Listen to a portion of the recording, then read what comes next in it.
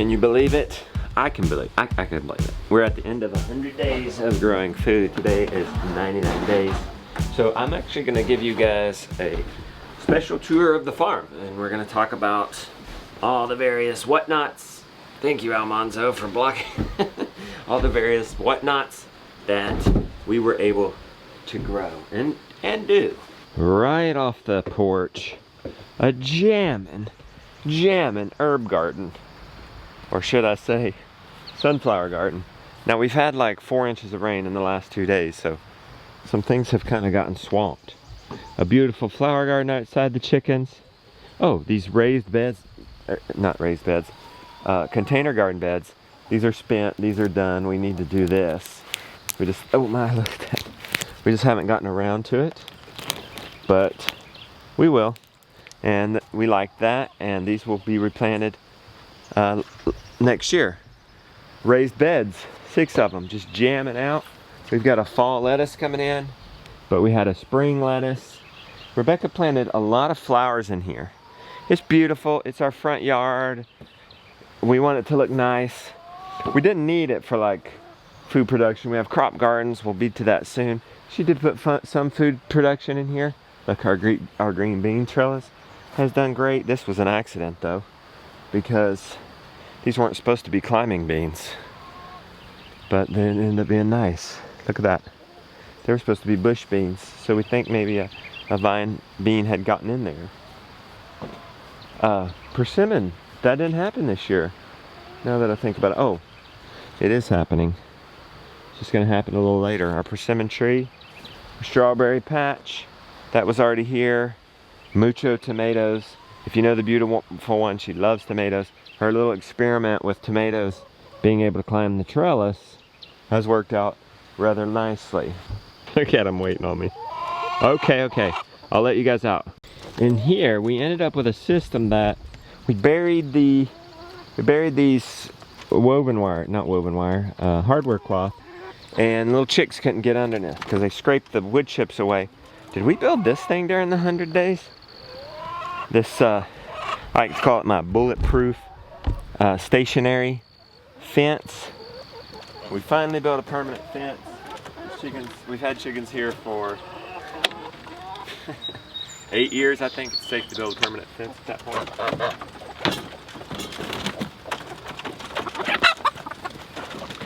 We figured out that we could hold a lot more chickens inside of a chick shop. 4x4 coop. It's really my main coops now. I don't even do the 2.0 right now, which is like 6x6 because I don't need it. I'm putting 30 chickens in each coop. That's the max we're ever gonna have, 60. Why are we gonna have 60? Oh no. Every year we're gonna raise 20 to replace 20 of the oldest. Here's our 20 replacements.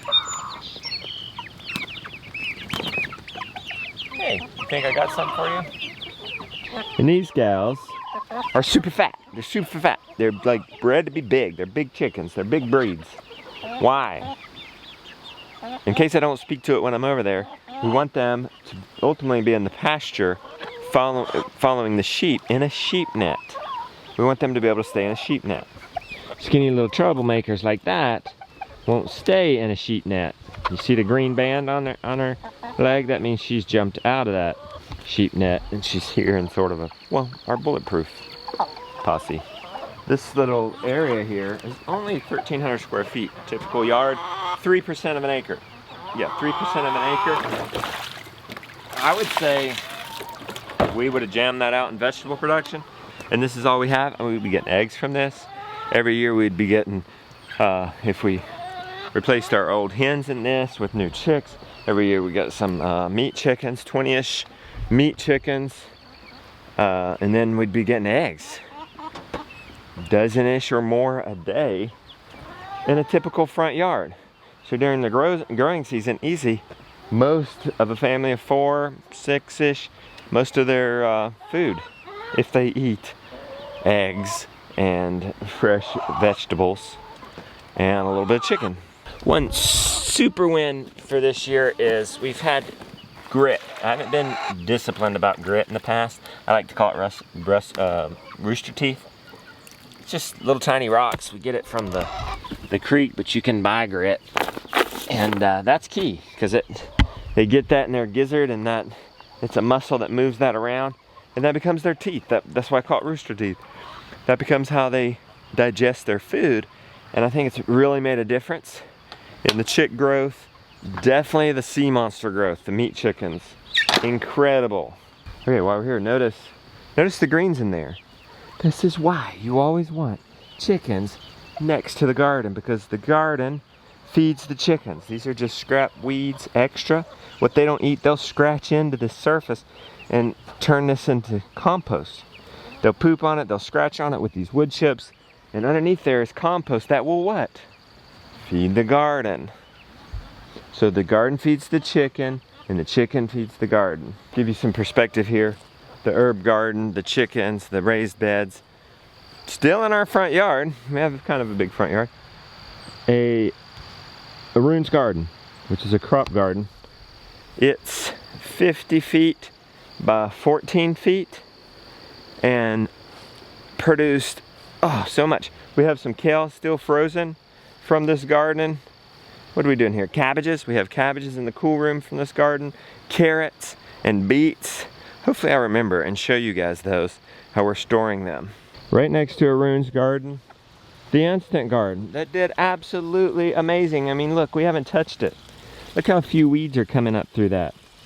Look at the soil that this instant garden is building. All we did was put 4 chickens over this for 2 weeks. Then we put down, what did we put down? We put down a weed barrier. Then we put down 3 inches of compost and weed barrier, then wood chips. No, not wood chips, grass clippings. And this is what has come. This one, which had a pumpkin, the pumpkin died, but it did grow a volunteer. And with the wood chips, it may have a little less weeds, but it seems like grass clippings work just as good for weeds, and I think are a little bit better because they break down a little faster and they have more available nitrogen. Right next door to the instant garden, Kathy's garden, big garden, potatoes. What else I think we had we had carrots in here. I guess we didn't have carrots up there. Mucho comida in here. Still have growing. Still have our watermelons. They're coming in. A row of cucumbers. Harvested lots and lots of cucumbers.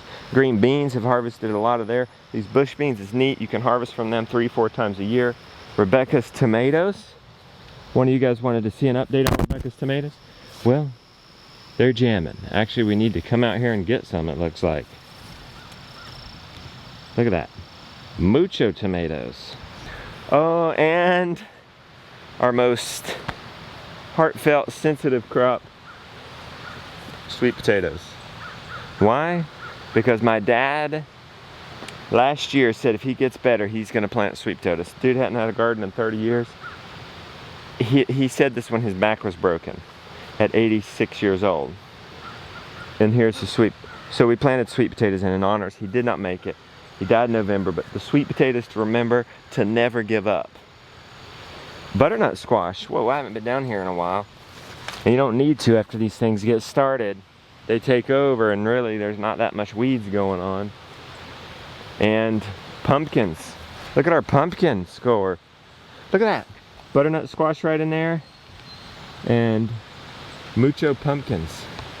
Guys, we grew this. We may have started some of this before. I don't remember exactly when we started this.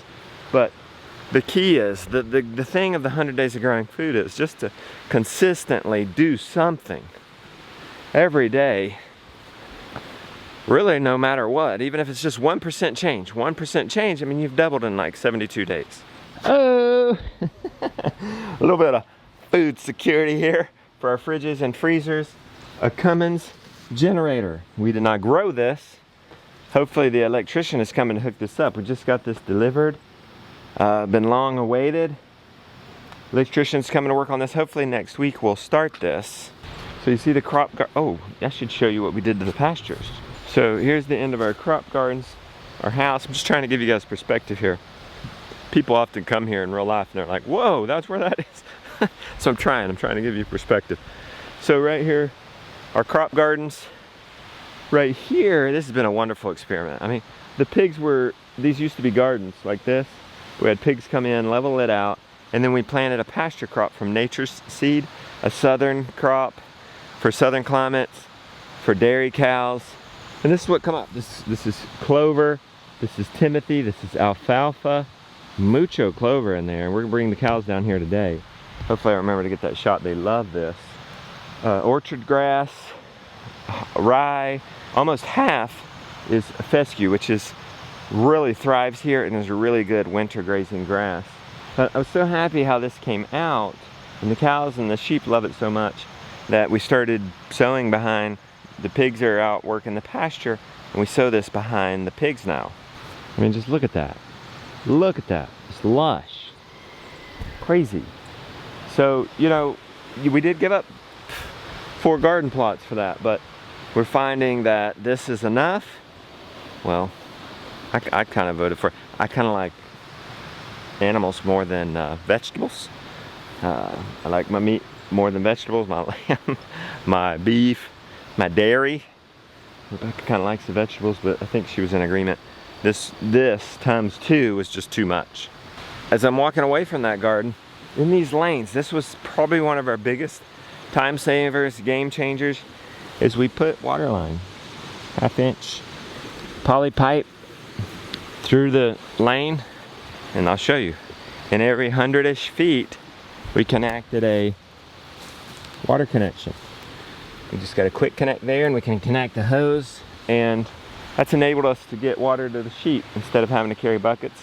It's also what we're doing more recently is taking, this is nasty because they haven't been here in a month. We need to come clean this. They're coming today, but we can actually move this trough. It doesn't have to stay here. So cows don't have to backtrack and come to the same place. We can move this out and connect to a different place and get water in different places way more easier, and so there's not them mudding things up. Walking down the lane, I'm gonna pan around here. Boom. Boom, wood boiler. We're gonna talk about that more in the future. Got one of those.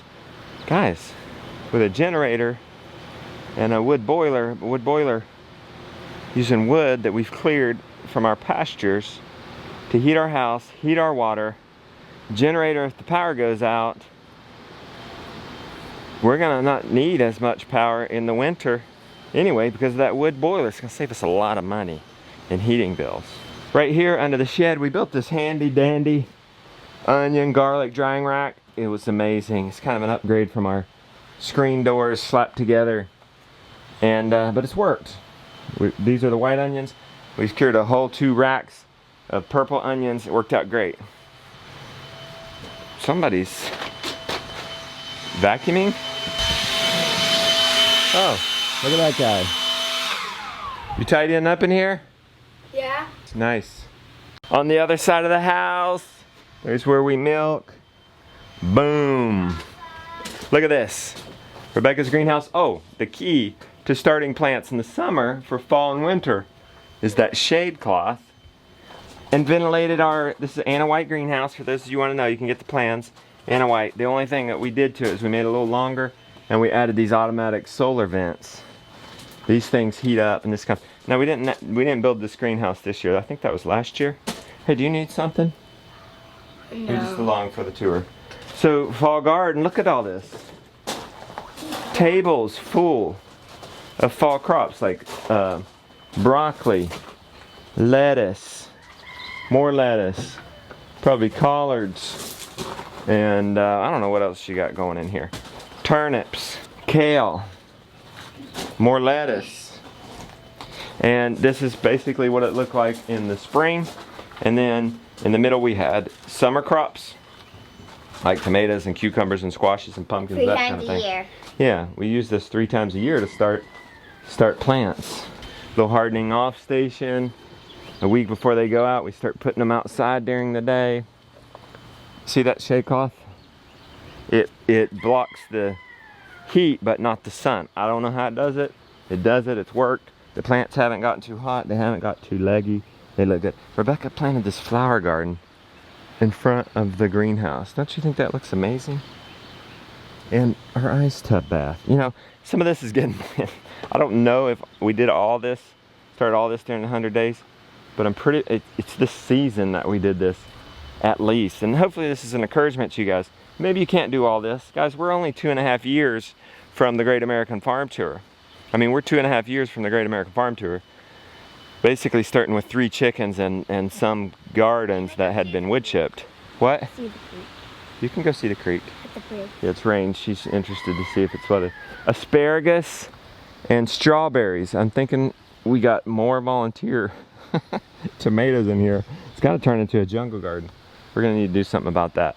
But mostly asparagus. This is asparagus, and there's strawberries. It's already run its course, but that's a perennial. We'll never have to do that again. We'll just have to weed it. Obviously, we'll have to weed it periodically. Gosh, we did a lot, guys. We did a lot. We buried this line so that we can get water and not electricity. Little electric to power the electric fences. It's not nothing like crazy. We put it through that 2-inch pipe. We did that curve there to prevent water from going in there. And then in case it did, we still built it at a slope. And that goes under the road. No more driving over water lines, no more driving over power lines. And it connects here and goes down our lane system. Actually, while I'm talking about that, let's go move the luchadors and the ducks. I'll demo this water system. Turn it off here. We're gonna move this down to do the luchadors. Do you want to drag this down for me, Lily? Towards the luchadors. So we have this portable hose, a water right hose, and we're gonna go down about 100 feet and connect to a different area, which is closer to where the luchadors are right now. So there's one. It's supposed to be zip tied up. I don't know what's happened there. Oh, it's being used. That one's going over to the, okay, so that one's going over to the ducks. Just connect right here. Super easy. Turn it on. We've got water. At the end of the hose, I have a turn off. And let's move these guys. Then we'll refill their water.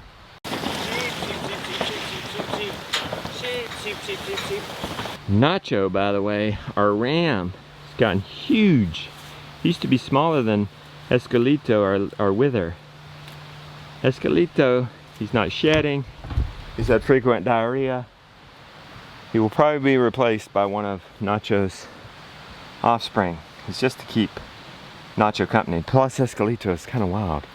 You go in there and he's like, but anyway, Nacho gets to go with the ladies. October-ish. Not long, my friend. Lily is going to get me a brush to brush out that water, to brush out these ducks' water. But let's talk about the ducks while we wait. This is the first time we're doing meat ducks. They've been amazing. We've put them in the meat shawl just like we do with the sea monsters. It's worked out great. I think it's perfect for ducks. Really, honestly, ducks, well, we have some geese in there too. We have some meat geese raising a Christmas goose. I think that they eat so much grass. We could theoretically move this every day and feed them very little. But this is my first time with ducks. I want to make sure they get to wait on time. There's a window that you want to harvest them. You need to harvest them before 8 weeks, or their pin feathers start coming in and it's hard to get out. Or you wait until their pin feathers are in, I guess, and it's like 16 weeks. So I wanted to get that front window and harvesting them early. And so I wanted them to gain weight. I wanted to make sure they gain weight. Maybe next year we'll do an experiment raising ducks, maybe on just grass, bugs. Then they might bring the brush. We clean this out, nice and clean. Let's put it in. I'm gonna eat it, and then I'm gonna get on my lessons. Luchador's house. Let's go up here real quick. Turkeys aren't there, but we can just reminisce. They were right up there at the end. Our turkey system. The turkey shawl inspired by Joel Salatin's Gobbledygook. Those dimensions just made his dimensions for like 500 or 600 birds. Scaled it down to 20 birds and shawled it. Everything must be shawled. Anyway, put them in a sheep net inspired by Jordan Green, farm builder. We have a feeder that Jonah built, which is, we didn't really get a chance to try it. He built this towards the end, but I think it's got some potential. Keeps them from going in there and perching. They can reach their head in and get all the feed they want. Reach their head in and get the grit. We end up doing feed pans at the end instead of king feeder automatic feeders. Just socking it to them. They were just able to get that a little bit easier. Turkeys don't work as hard as a chicken for their feed. They can get 50% of it from the land. So we were actually moving this every day. I don't know, for half their life once they got to a size. You know, you could tell when they wear this out. The clover's gone. It's bare. They're not pecking. They're not getting down. You can just tell. But this worked out great. Turkeys were super easy. I think we only had one die. Out of 20, got them from McMurray Hatchery. Thank you, McMurray Hatchery. McMurray Hatchery actually sponsored us our turkeys, our chickens, and our ducks.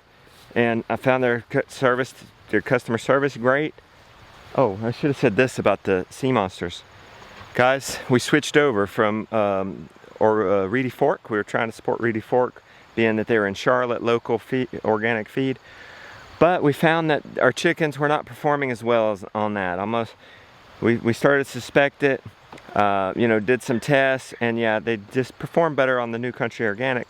For us, we didn't have a problem with any of the Reedy Fork's other stuff, but for us, the New Country Organic feed, getting them from McMurray Hatchery, putting down grit all the time, made a big difference, because we would get 5 pounds in our freezer from those sea monsters in 2 months, guys. In 58 days, 5 pounds, 100 of those. We only lost a couple the last time. That's like over 500 pounds in our freezer. That's crazy. In 2 months. That's not even a steer, guys, and a steer would take 2 years to raise. A steer would be like 400 pounds in your freezer. A pig, like 100-ish, 125, so 3-4 pigs. In 2 months with chickens. I just emphasize that, because I hope you catch that. That's like nuts, and like, it didn't take much, maybe a quarter of an acre. Oh. What did you say? It's taking such a long time now. She's saying, why am I talking? I'm just trying to complete my joy, honey. I found something nice, I just want to share with these lovely people. Maybe I am rambling. I tend to ramble when I start talking about the efficiency of sea monsters. Don't get me going again, okay? Let's go do the pigs, check on the cows, and I think that will soon wrap up our tour. Our yard, our house, before we go out to the pigs, I believe we did this in the 100 days, we put in a large turnaround so tractor trailers can come, they deliver our feed. We buy it. Guys, that's a hack. If you have enough, maybe you can feed all your chickens starter, and you can buy it by the 1,000 pounds. You save a lot of money. That's one way to afford organic feeds. But anyway, we had to make a tractor trailer turnaround, and this has been working out just great for it. We sawed up those woods when we cleared the forest. Oh, actually, that's clearing from Grandma and Big Daddy. Some of that is from us. It's firewood for us, but it's also, we're gonna build a shed, Grandpa Henry style, really nice wood, metal roof. So that I never even met my Grandpa Henry. He built that barn by hand. And we're still using it, still enjoying it today, and I want to pass that on, the legacy on.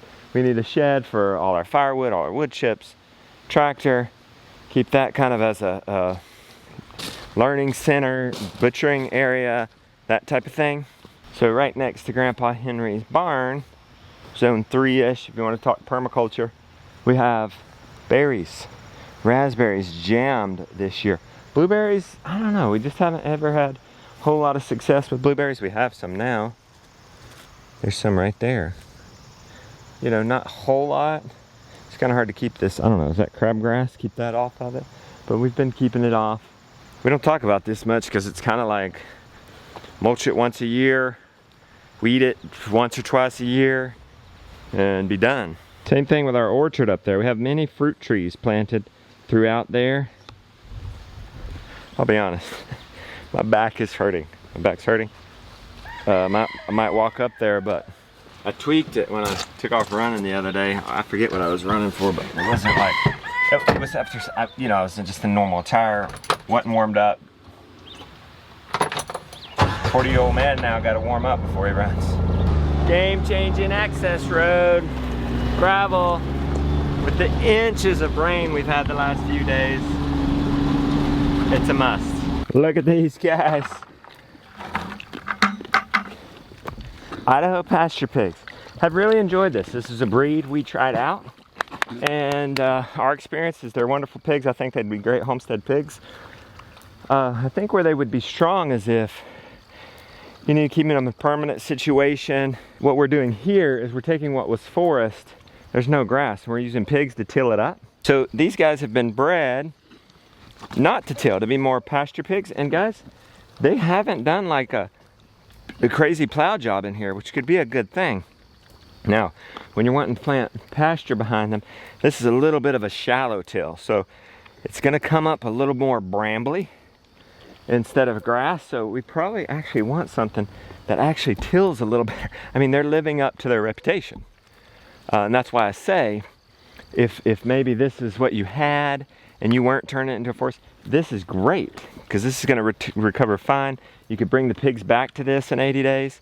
So, and you know, behind the cows, we tried them behind the cows instead of chickens, but they would till. I mean, they are pigs, so they did till, and it was a little too much for what we're looking for in our pasture. I don't know, I'm kind of crazy when it comes to our cows pasture. And moving them behind the cows, sometimes the cows cover this land in 15 days. It's more often 30 during the growing season, and that's just not enough for it to recover. But if you just had a pig system and they were on pasture and you didn't really want to tear it up, because look, that's about the extent of their deep tilling in here. So if you just wanted to run pigs and only pigs in the pasture, that's where I think these guys would be strong. Wonderful. They're a good blend of, they don't grow too fast, they don't grow too slow, like they're, I forget their mix that makes them an Idaho pasture pig.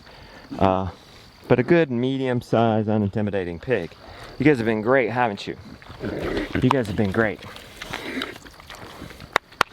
You guys have been wonderful. Hammer and Diesel. Now, speaking of pigs, Rebecca and I are thinking about going pro with pigs. People often ask, how many acres do you have? Well, we're way out here. The house is way back there. So we're probably using 8-ish, 10-ish acres for our grazing, and that's it for we have in pastures. But we have 75 acres of woods. So what likes the woods? What thrives in the woods? Pigs for everyone.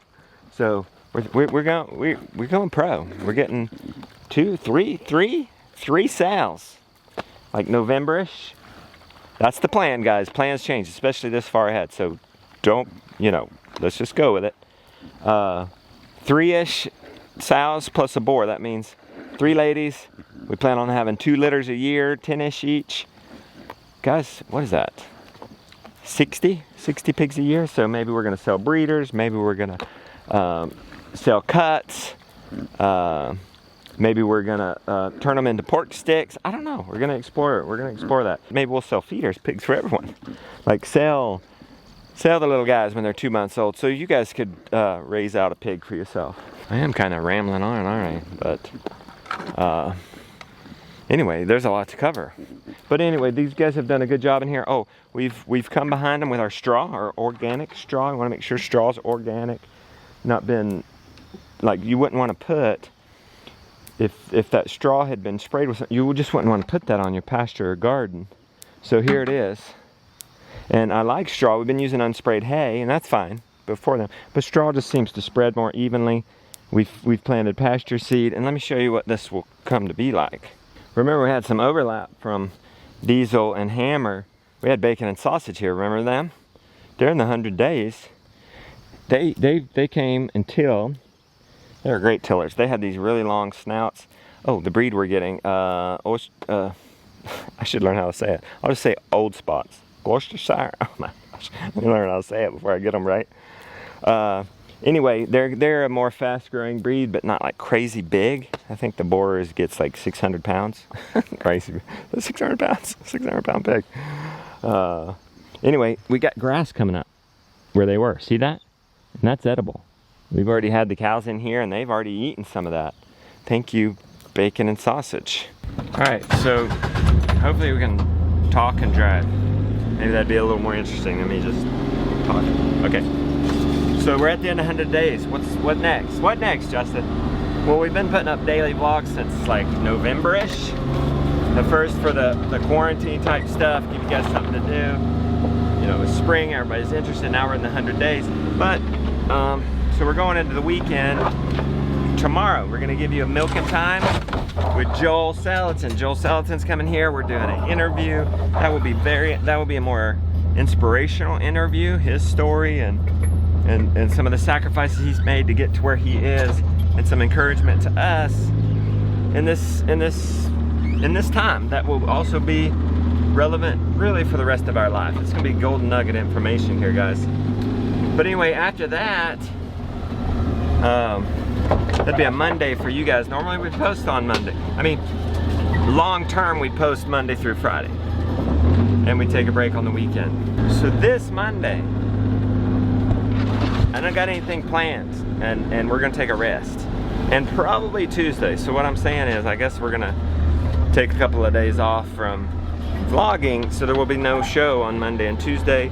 Then we'll just pick up with our regular 5-day-a-week program, bonuses on the weekends, periodically. Not promised, but often. The chickens and the sheep. So see what is going on. I remembered to talk about this. The sheep were here yesterday. We already put that net up for the sheep.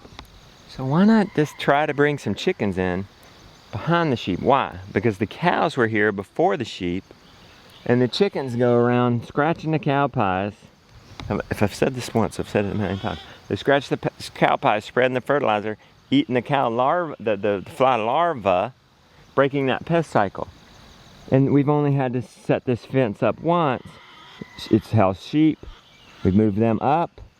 It housed chickens. We move them out. We take this fence up and make it our next net for our sheep. See, they'll take that and just spread it to smithereens. We put their food on it to encourage it a little bit. So that's a big game changer, using sheep fence on chickens. For so many reasons. 2 species in one area, one setup. It also was a bigger, instead of using poultry net, which we could have only encompassed some of this, which we've done before. We did last year. It was just, you're setting up too many things, and it's harder to set up, so you can't cover the entire area. But look, we've covered the entire area, and chickens will get it all. Another game changer, adding a hitch, modifying chickshaw to add a hitch. I can just pick it up right there and walk it, or I can pick it up right there and put it on Sally. No folding anything down, no setting anything up. It's ready to go either way right there really quick, and that comes in handy because right now we're on a 30% grade. That's steep. And I might be able to pull it with chickens in it. I might not. Say I want to go up there. I might want to get Sally and just drive her up there. When we go from there all the way across the farm, across the road, definitely hooking her up to Sally. Look, those chickens are going at it right now. Look. They're spreading it. Looking for those fly larvae. Yes! You're seeing it, guys, in action right there. Look at that. 1, 2, 3, 4, 5, 6, 7, 8, 9, 10, 11. 11 less flies. Just from that one chicken, just from that one moment. This patty's next. Look, you can see all the holes where the fly larvae have gone, or the flies have gone in there and planted that. Alright, I got 45 minutes to milking time. Let's get some mowing done. That's a big game changer. After the animals move out, we mow down what they didn't eat. Levels everything out.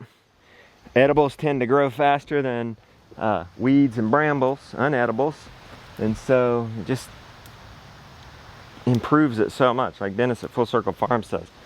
Just think of it as fertilizing, because what you're cutting too, we use mulch blades, so it cuts up the grass really fine.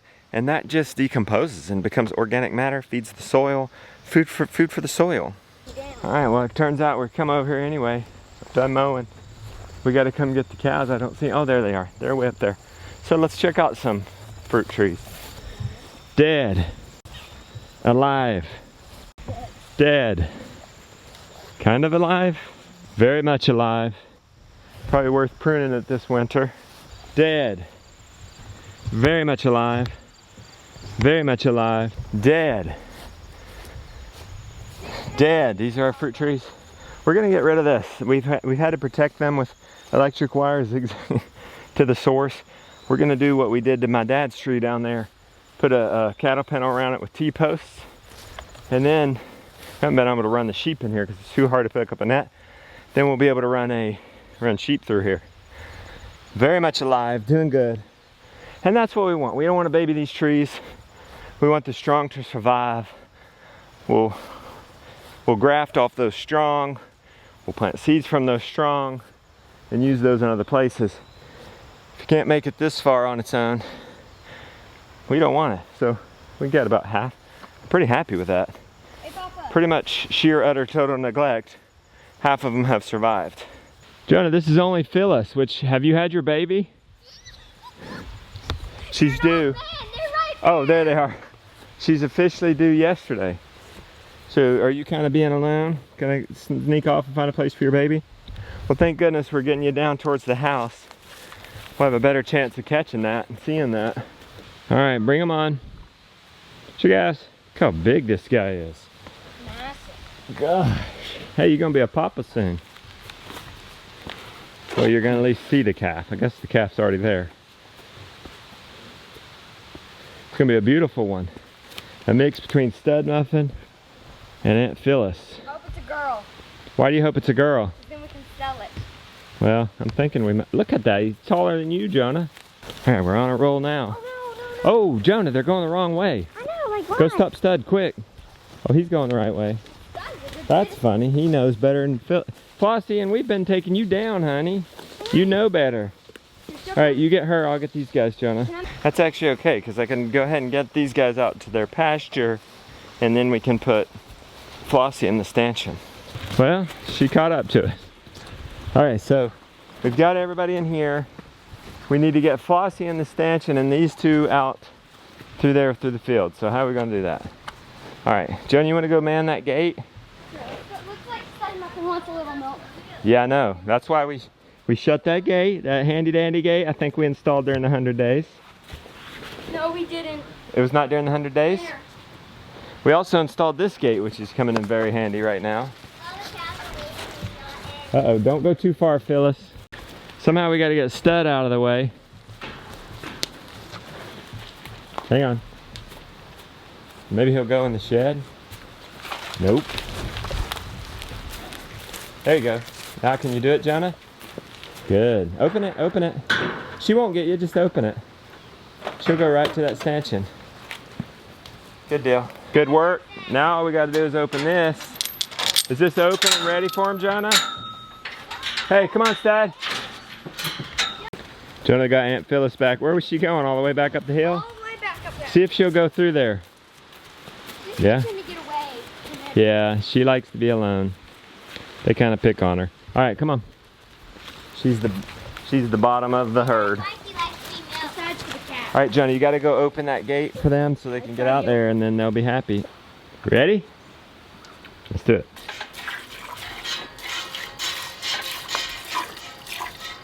Getting me back, Lily is squirting me. Oh, sorry. I squirted you, squirted me. Lily, tomorrow you don't have to milk. Yeah. Joel Salison's gonna milk for you. Yeah. She was asking me if he's ever milked. I think he has milked when he was younger. I mean, it's probably been a while though.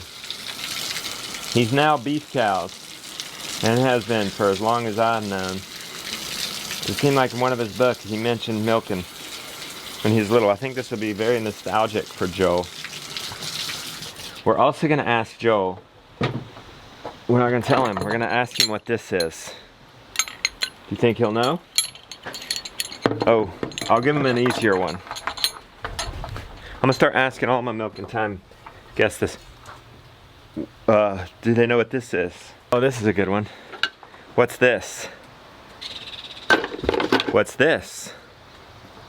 What else could we show? That's good. I think that'll be fun. All right. Anyway, milking time with Joel Saliston tomorrow.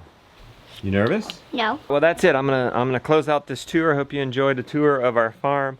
Boy, thanks for coming along with us on the 100 Days of Growing Food. Didn't we have fun? Didn't we grow a lot? Hopefully you guys did your own 100 Days of Growing Food. And the thing is, we're still hungry, it doesn't end. We just keep on growing. We'll likely take a break from posting videos Monday and Tuesday. We'll see you in tomorrow's video, Milking Time with Joel Salatin, 100th day of growing food, and then beyond.